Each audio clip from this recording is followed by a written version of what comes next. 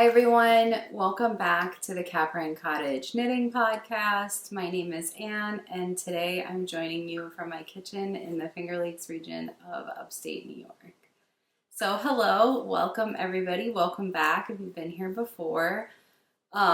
This week's video is going to be a traditional podcast episode and I feel like I haven't done one of these in months. I'm pretty sure that there was not a November podcast episode. I missed some weeks and then there was all kinds of other stuff and I haven't had much to show because I'm pretty sure my last actual podcast episode was the week before I went to Rhinebeck, so that would have been in the middle of October. So I do have some things to show. I have some finished objects, pretty much just only gift stuff and one thing I finished quite a while ago.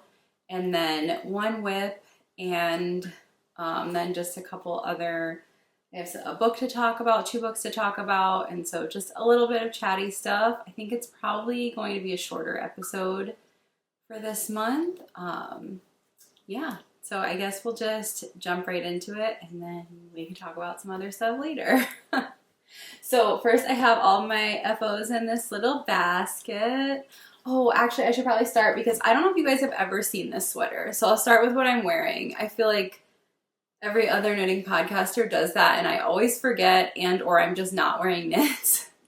But here, so this, I don't think I've ever worn this in a video, but this is the first ever sweater I ever made, and this is the Felix pullover by Savory Knitting, right? I hope that's right. What is her first name? The last name is Christoffers, I know that. Anyway, I'll put it here and then everything will be in the description as always. So if you're ever looking for a pattern name or designer, it's in the description. I try really hard to put them there because I can't remember in the moment. And this is made, the yarn I used is, it's a discontinued yarn and I can't remember the name of the actual yarn, but I think it's from We Are Knitters. I bought it from a D-Stash on Instagram, but it's Peruvian wool. It's very, very soft. Because I bought it secondhand, it was pretty inexpensive. My one qualm is I have worn this sweater a lot.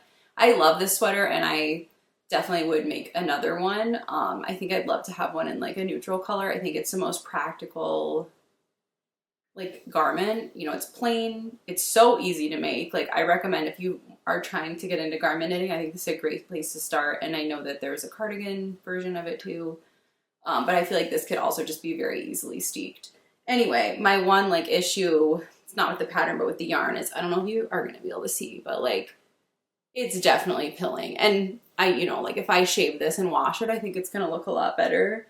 But, that's sort of one of the downsides of soft yarn. And also this is a single ply kind of squishy yarn. It's not my normal go-to, but because this was a first sweater project, I didn't really know if I was going to like it. So I just used something that was available and inexpensive to me. I have a cat trying to join us. Do you want to come up? Okay, I guess he's going to sit with us for a while. We'll see. So yeah, this is Nif. You guys have met him. He was feeling unwell a few weeks ago, but he's totally fine now. I mean, he still has his terrible allergies, but there's not a lot that can be done for that. He got a steroid shot, I think, in November, and so now we have to wait 4 months before he can have another one. But luckily, someone on here actually told me that sometimes thyroid issues can manifest as allergy symptoms, and I talked to the vet and she's like, he definitely doesn't have a thyroid problem. So he's just itchy. He's an itchy boy. Anyway, now I'm off in the weeds talking about cat problems, but I guess I could throw in here just a little bit that Ramsey's is doing better. He's still not back to normal, but I think, we are on the road to recovery. So trying to stay positive on that front. And the vet also feels very, she seems pretty positive about sort of the timeline of his recovery. I wish it was going faster, of course. But it seems like he's very much still within the reasonable kind of timeline and where he's at. So that's a little update about that. But anyway, now we will get into, okay, perfect timing. We will get into my finished stuff. So the first thing are these socks, and I don't even know. I think the last time you guys saw these, if you've seen them at all, we've talked about them many times, is I think I only had a cuff done. And I brought these to Rhinebeck to knit while I was there, and I did knit quite a bit while I was there. But I finally finished them. So I'm gonna hold them like this and show you the front. So, oops. These are the Starflight Socks by Allison Lutz, and they are from this publication, which I've shown a million times, but this is the Candace English special edition of Pompom that came out in the autumn of 2023. I love this issue. I like had to hunt this down when it came out, and I'm so grateful that I bought it, especially, you know, with the fact that Pompom is no more now. I'm so grateful that I have that. But anyway, yeah, I finished these. You guys will remember that I had made a poll to do, like, saying which contrast color to use, like if I should do yellow or pink. And I think yellow won, but I ended up going with the pink, and I'm so happy I did. I just love how it turned out. And then this like body, foot, whatever you want to call it, color is from Life in the Long Grass. I think the color is called Andesol, and I definitely bought it thinking it was, I mean, it is green, but it also sort of has like a bluish kind of variation to it. I think it's really beautiful, and I'm so, I just love it. I love her dyes, like her color choices. I think they're so gorgeous, but I just am obsessed with these. Like, these might be my favorite socks I've ever made. Oh, that is one thing I'll tell you guys, since you guys are usually interested in this. I did make an error in this, like, I don't know how you can see it, but there is a texture to the top of the foot, and I think it's meant to look kind of like quilting, because the whole thing is they kind of look like a quilt. You know, it's a quilt, whatever you call sawtooth star. And so you do some purl bumps to make it look like a quilt, and they're supposed to be evenly spaced, like it's every third row, and it's supposed to be like evenly spaced. And I just like read the like how you space them wrong, and I didn't realize till I was completely done with the first sock. So I just decided that I could live with it being a slightly different texture than like what the pattern intended, and so I just replicated my mistake in the second sock, and I'm totally happy with it. Like, I could kind of care less, but I did think I'd mention it because I feel like it's a good example of, like, I'm a huge proponent of ripping back. Like, if you make a mistake, I always think that it's worth, or almost always, going back and fixing your mistake. And, you know, I've gotten very good also at like fixing a mistake in a certain column, like just pulling out one column and then going back and fixing it. But I also think, you know, if you have to frog, you have to frog. But I also felt like this was a good example of a time where, because the mistake was so consistent, I felt okay with it. Like, I could live with it. And I think that it's just a good sort of like metaphor for life, and, you know, learning to live with our imperfections, I guess.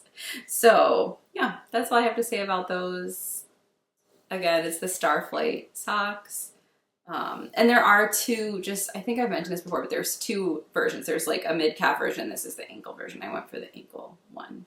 But I just like, I love this. I feel like I could see myself making these again. Yeah. And then so my next two finished objects are a set. They're a gift. So Mother, if you're watching this, don't, at least wait until after Christmas. You should have one more week to go. But these are my gifts for my mom. And so I finished them. I'm so happy that I finished them. And they are, this is the Reindeer Moss Tam, and I'll show you closer in a minute, and the Reindeer Moss Mittens. And these are from this publication, which I've talked about 100 times, but this is Modern Daily Knitting Field Guide number 26, Moss. And the designer for this issue is Helene Magnuson. And so last week I was wearing my crowberry sweater, but so I had quite a bit of leftover yarn from my crowberry, and so I was able to use almost all leftovers for these two things, three things, I don't know how you want to look at it. I did end up needing to break into another plate of this main color, which is Clover. But that's totally fine. I bought an extra plate because I love that color and I knew that I would use it for something else. Oh yeah, they're knit in Plotalopi. The mittens are 2 strands of Plotalopi, so held double.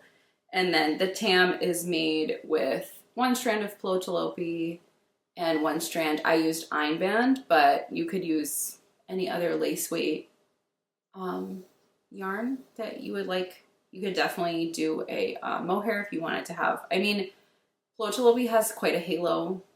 It's a different kind of halo. It's not a soft, fluffy halo, but it is like hairy. So, you know, you could lean into that and hold mohair or suri alpaca with it, or, you know, whatever fluff you would like. But yeah, so this is the crowberry motif. So it mimics what's in the sweater. And then, yeah, on the top it has, I forget, she names this one. And then this is like the reindeer moss, the reindeer lichen kind of motif. So I hope my mom likes this. I think it's so cute. And then on the mittens, we have like reindeer faces, heads. And then again, you see the crowberry vine motif again here. And then on the back, it's like, or on the palm, it's like trees. And so the one thing I was super concerned about with these mittens is, I don't know, as I'm holding these up if you can tell, but they look incredibly long. But here, I'll put them on and show you. They fit. And like, my mom's hands are similar size to mine, so I don't think it's gonna be, sorry, I have to turn my rings because they'll catch the floats. But they really do fit the hand perfectly well. Like, they just look abnormally large, but they really are not. So they fit really nice. And these are so cozy. Like, it takes all of my selfishness not to keep them for myself. But I'm gonna make, hopefully soon, some mittens for myself. So yeah, that's all the things that I have finished. I don't know, maybe this feels like a lot of knitting to other people, but I haven't had a whole lot of, not even that I don't have time to knit, I haven't had kind of like the mental capacity to knit. Like, I've just been so stressed and so worried that at night I knit at night generally, and I kind of have just been crashing, like going straight to bed.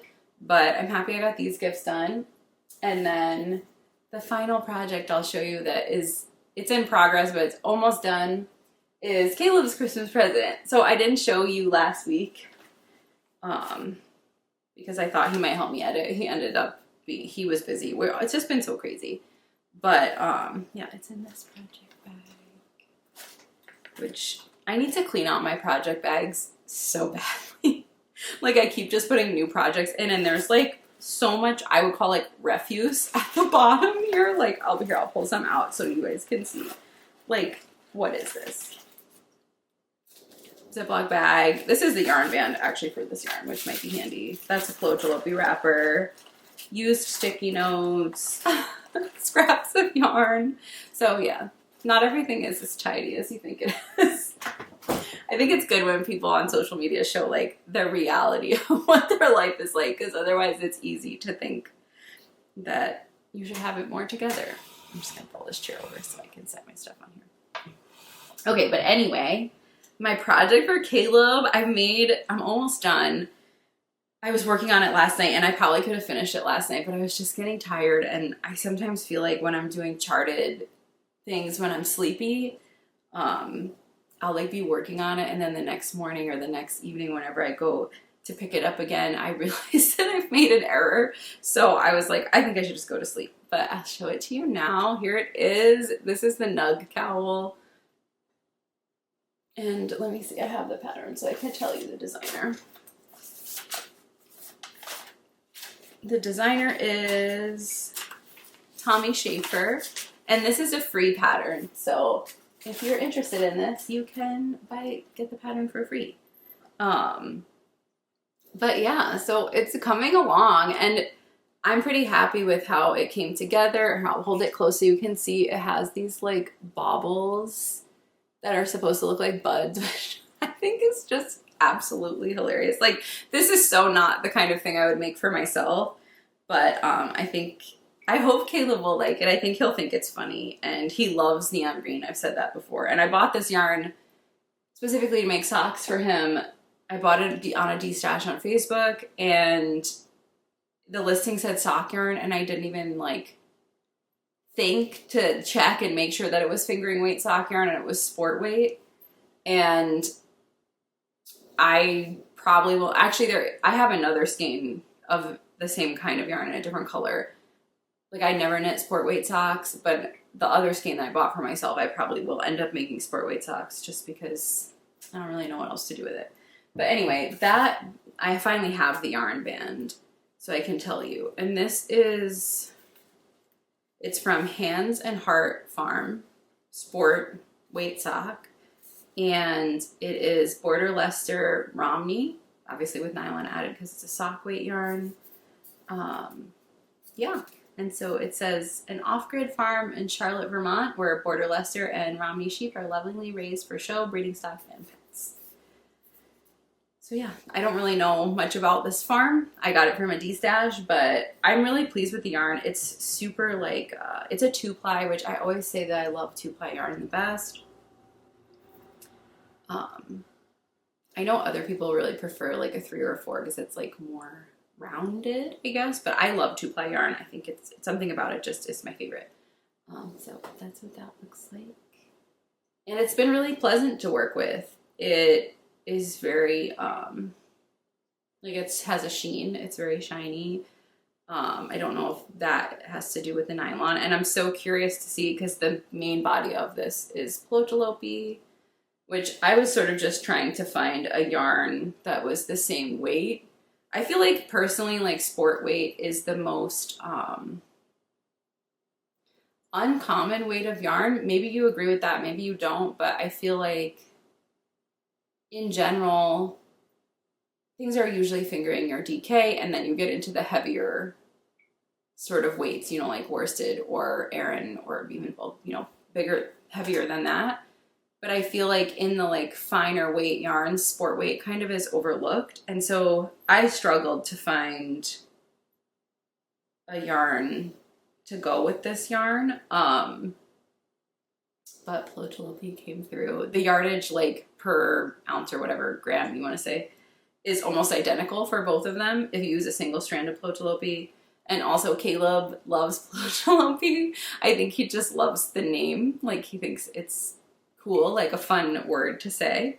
And so I think he knows the yarn that it's being made from. So I think that he's really looking forward to owning a Plotalope item. And the truth is that I don't knit for him barely at all. And he said something really sweet the other day and was like, I love the idea of like wearing things that you made. And so that made me like happy, sad, you know, where I was like, oh man, I really should make more things for him. And so I'm really happy that I'm doing this. One change I have made to this pattern is here in the rib department. So I hope you can see. I chose to do a true 2-color rib, like a Shetland rib. I actually started this project and cast on the wrong number of stitches and had to rip back. And so the pattern calls for like, it's a 2-color rib, but I'm assuming it's a mosaic technique. I've never done mosaic knitting and I don't know very much about it. But essentially you're slipping, crap, now I'm not going to remember which one, but you're slipping either the knits or the purls of your rib and then going in, and so you're only using 1 color per row. And I found that to be incredibly tedious, and it took me so long the first time around. And I honestly was not thrilled with the product. Like, I didn't love how it looked.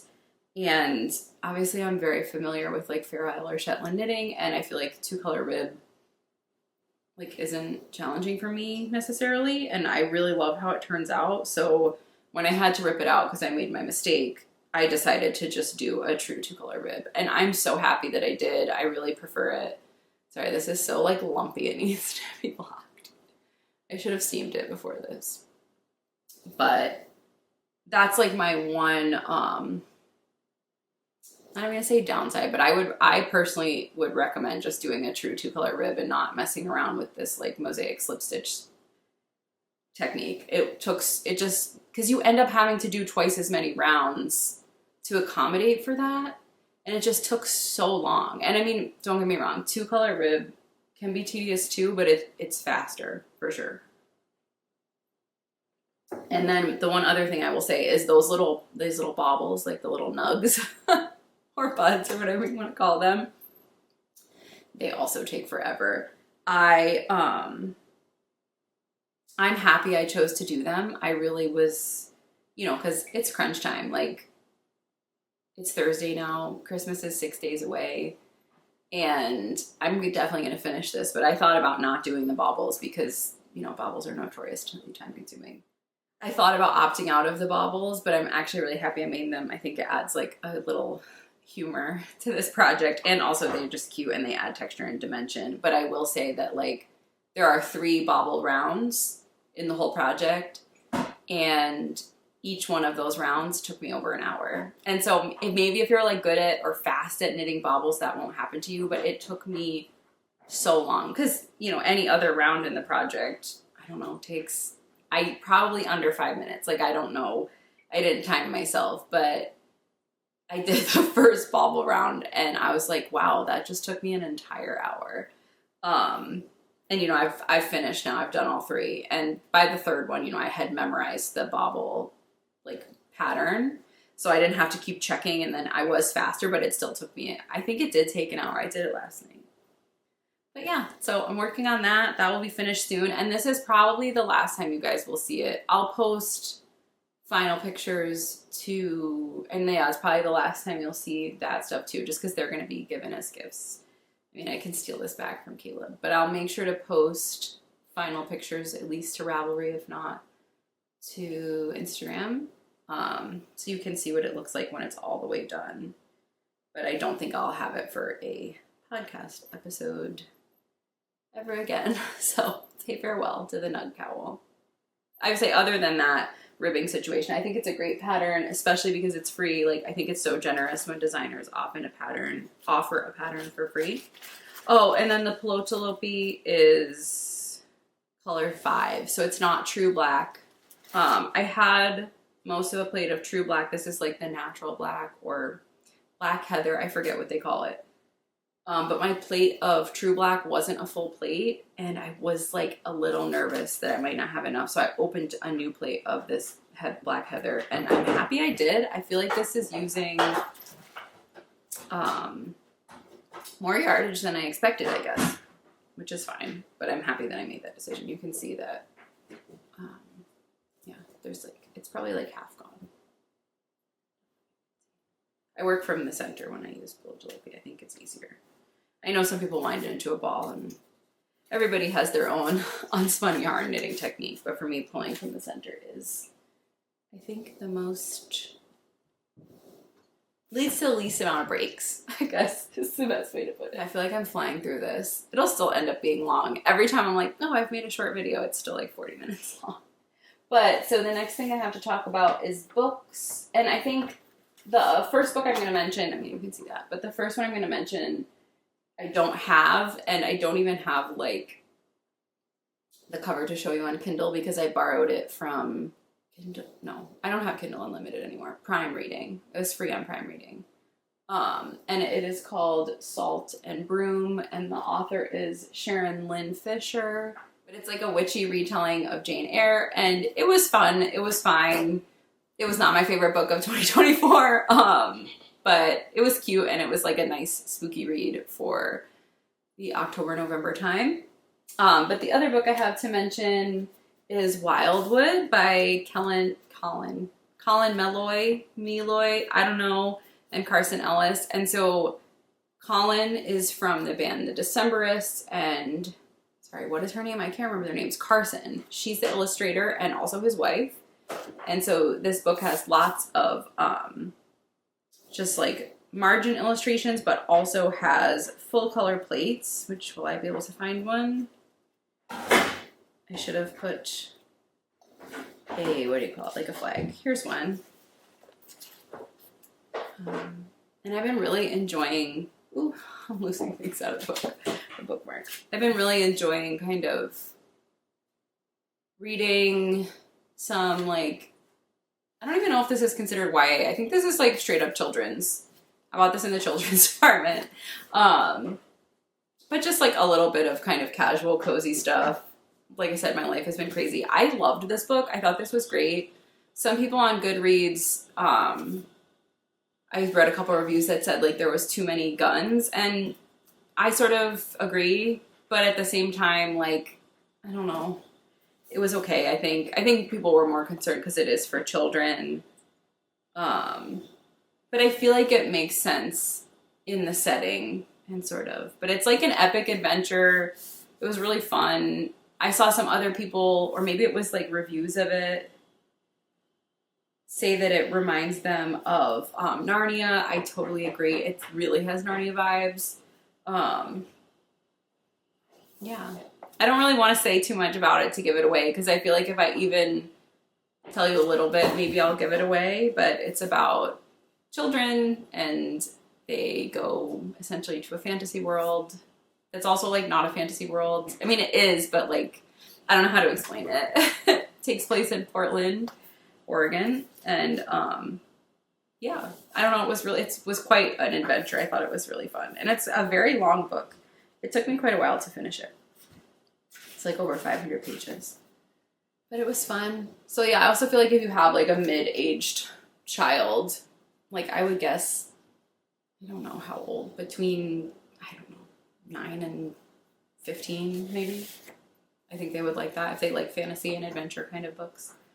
But also I feel like it's a great all ages book. I think it'd be a really fun book to like read to your family, like read aloud at the evenings. Or just by yourself, I guess. I don't know. I'm an adult. I don't have kids. I thought it was fun. On the topic of books, I have reached my reading goal for this year, which was to read 30 books, which was a lofty goal. I feel like at the beginning of the year, I actually set it lower, and then I beat my goal a couple times. So I set the final goal at 30, and that's a huge achievement for me. I used to read that much, like pretty consistently. And then in the last maybe 5 years, I really fell off, and I was reading like maybe 6 books a year. And like at the beginning of last year, I made like a list of goals, and one of them was to read more and like spend less time scrolling. Like every time that I was scrolling, to like have that conscious moment to just be like, you could be reading instead of doing this. And so I did that, and it allowed me to read a lot more. And like, so that like trying to make conscious time to read really, I think it improved my mental health. It allowed me to get through like a giant TBR stack, which is now I've bought more, so it's back, but what can you do? And I'm thinking I might squeak out like 1 or 2 more books before the end of the year. I have 2 weeks, and right now I'm reading The Wind in the Willows, which another kid's book. I've never read that. I didn't read it as a child. But I'm really, really enjoying it. I like think it's so sweet. So that's kind of short, so I assume I will finish that. And then I also have started The Devil in Silver by Victor LaValle. And you guys heard me talk about Big Machine a few months ago, which I have to say, like, now that I've read all my books for the year pretty much, I have to say Big Machine is my #1 book of 2024. So take that as you will. I gave trigger warnings, I think, in the when I actually talked about it. I'm not going to remember what episode that is, but yeah, if you like kind of like horror, more literary fiction, I think it's an amazing read. I think it's poignant and moving. Maybe not for everybody, but that's definitely my #1 read of this year. Yeah, so those are the things I'm working on now. I have no music to share this month. Normally I share a like album that I've been listening to or a band, and the sad truth is I don't think I've listened to like, I mean, I've listened to music, but I haven't found anything like new that is striking. Like I could say Neil Young, but like, I mean, it's all like I could every month say Neil Young, or I think I don't really use Spotify, but I do sometimes, and I think like my #1 artist on Spotify Wrapped was, I think it was Van Morrison, which I don't know, like if you haven't heard of Neil Young or Van Morrison, yes, please go listen to them, but it's not like some new thing that nobody knows about. So I guess that's the most I have to say about that. I could look and see through the Spotify Wrapped thing, but I am pretty anti-Spotify. I still am I've told you before, I'm the kind of person, I love to buy physical media, and or I just go on the iTunes, not Apple Music, but the iTunes store and buy a digital album.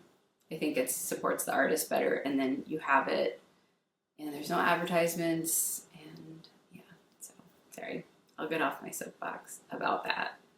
I think that's pretty much all I have for the actual episode, but I do have some, business scheduling things to talk about. So, next week is the final week of the year for my videos because I post on Fridays, and I'm kind of hemming and hawing about what to post because Christmas is on Wednesday,